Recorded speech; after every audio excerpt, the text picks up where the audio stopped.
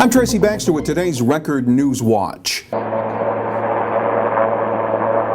Investigators with the Federal Aviation Administration and the National Transportation Safety Board will try to figure out what led up to the crash of a small jet plane into the icy Hudson River near the Kingston-Rhinecliff Bridge on Saturday. The pilot, 38-year-old Michael Feraldi, a Germantown podiatrist, had just bought the training jet and was heading home to Columbia County Airport when the plane nosedived into a frozen section of the Hudson. The Strikemaster 167 jet had previously been used in air shows, and an eyewitness believed the pilot was doing stunts just prior to the crash. Normally when the jets go over, they're much higher up and they're not as loud as that.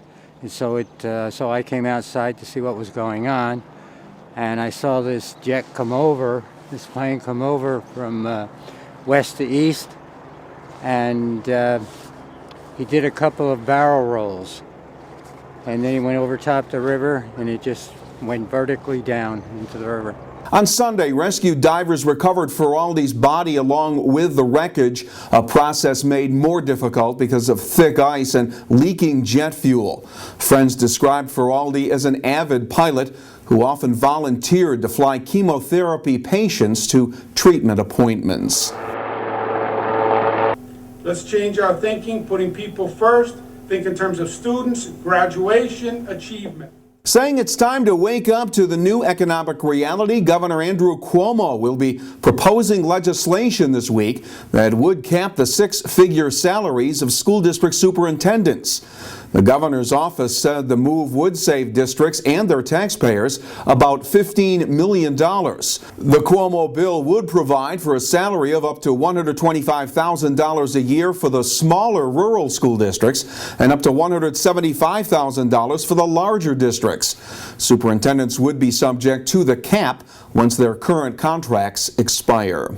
It started as a traffic infraction and grew from there. It began when a Middletown police officer watched a car roll up a snowbank and nearly onto a sidewalk along Fulton Street.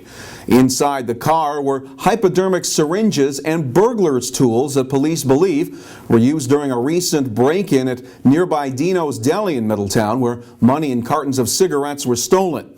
25-year-old Joshua Edwards of Chester was charged with felony burglary along with possession of burglars' tools and the syringes. Edwards has arrest priors for burglaries in Warwick and Shungum. Well, folks in Ulster County had reason to celebrate today as the pride of Stone Ridge walked off with an Oscar at last night's Academy Awards. Melissa Leo capped off a successful award season by winning the Oscar for Best Supporting Actress for her portrayal of the domineering matriarch in the film The Fighter. It wasn't Leo's first time in the Oscar spotlight. She was nominated in 2009 in the Best Actress category for her work in the film Frozen River. 350.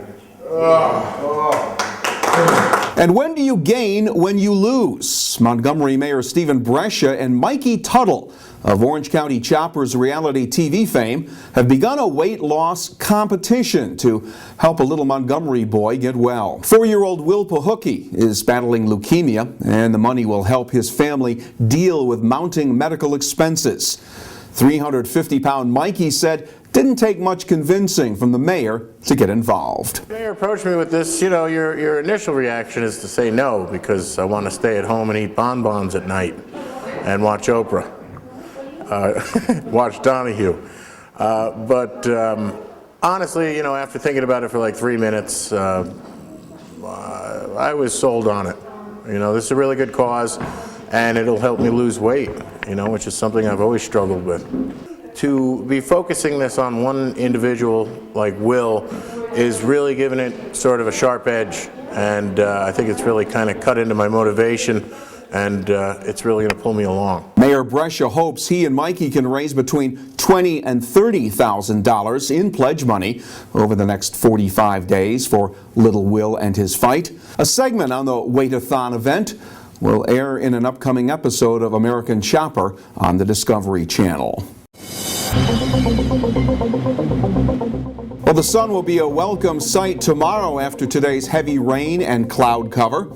It'll be sunny but cooler tomorrow with temperatures up around 40 degrees. Wednesday will feature a mix of sun and clouds, and it'll be milder out there with the highs in the upper 40s and some readings in the low 50s. Well, anywhere news breaks, you'll find it here at Record Online, and get a complete look at the day's events and what's ahead when you pick up tomorrow's edition of the Times-Herald Record. For Record News Watch, I'm Tracy Baxter.